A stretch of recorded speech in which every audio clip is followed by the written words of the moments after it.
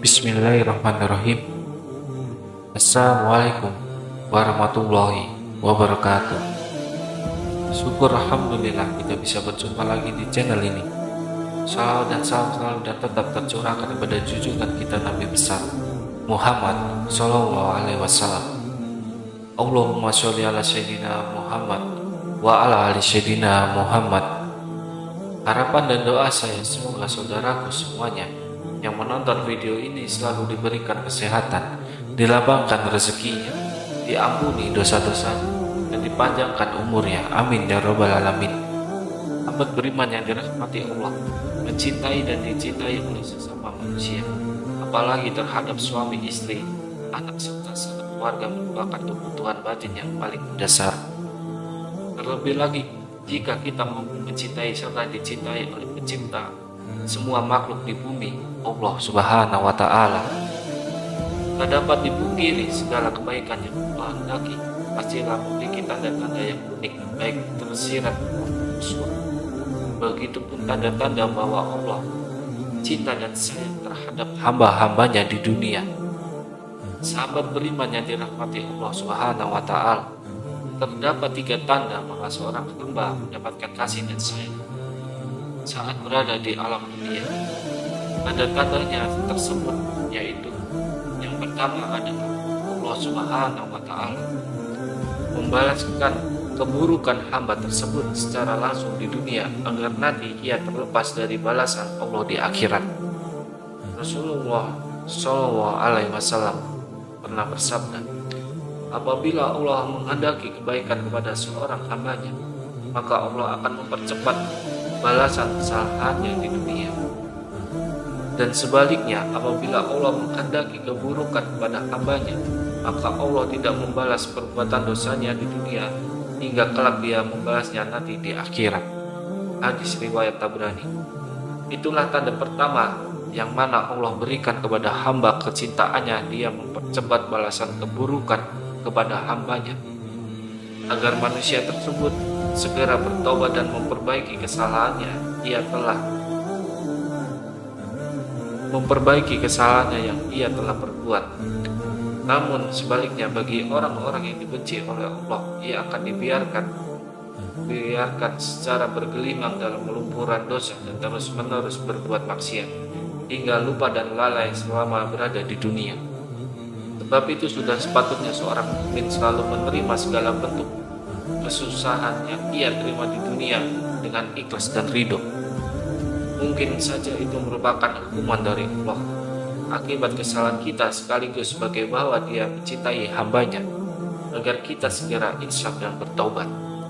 Karenanya balasan Allah di dunia sangat tidak sebanding dengan balasan Allah di akhirat. Ketika di akhirat seorang hamba sudah tak memiliki kesempatan lagi untuk bertobat, serta balasannya pun jauh lebih besar. Ingatlah bahwa Allah Subhanahu wa Ta'ala berfirman dalam surat Al-A'raf ayat 168, dan kami coba mereka dengan nikmat yang baik dan bencana yang buruk agar mereka kembali kepada kebenaran. Berkaca dari firman-Nya tersebut, sudah jelas bahwa cobaan dan ujian merupakan sunatullah yang di dalam pastinya mengandung rahmat dan hikmah pada hambanya. Allah memiliki banyak cara yang berbeda-beda untuk mengembalikan hambanya kembali menuju jalan yang lurus. Yang kedua adalah Allah Subhanahu wa Ta'ala bukakan hati dan mengisinya dengan keyakinan yang kuat dan kokoh. Rasulullah Shallallahu Alaihi Wasallam bersabda, apabila Allah Subhanahu wa Ta'ala menghendaki kebaikan pada diri seseorang, niscaya Allah akan bukakan kunci hatinya dan mengisinya dengan keyakinan dan kepercayaan yang kokoh. Allah jadikan hatinya waspada akan lika-liku kehidupan yang ia jalani. Allah Subhanahu wa Ta'ala jadikan hatinya sehat sejahtera dan lidahnya berkata benar dan perilakunya yang lurus. Serta Allah Subhanahu wa Ta'ala jadikan telinganya mendengar dan matanya melihat. Hadis riwayat Abu Asy'ab dari Abu Zar. Melalui hadis Nabi Sallallahu Alaihi Wasallam di atas sudah dijelaskan bahwa hamba Allah Subhanahu wa Ta'ala bukanlah hatinya yang akan memiliki tingkah laku yang lurus, baik dari ucapan maupun dari perbuatannya. Hamba tersebut akan berhati-hati menjalani hidupnya agar tidak terpeleset ke jurang berdosa. Dengan sedapat mungkin menghindari perilaku-perilaku yang tercela. Lalu adakah dalam diri kita ciri-ciri tersebut? Di atas jika iya, maka itulah tanda cinta Allah Subhanahu wa Ta'ala kepada kita. Subhanallah.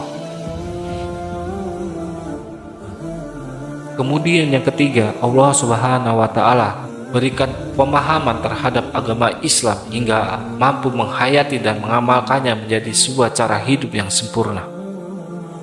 Rasulullah Shallallahu Alaihi Wasallam bersabda, barang siapa yang Allah kehendaki kebaikan atas dirinya, maka pastilah Allah anugerahkan pemahaman akan agamanya.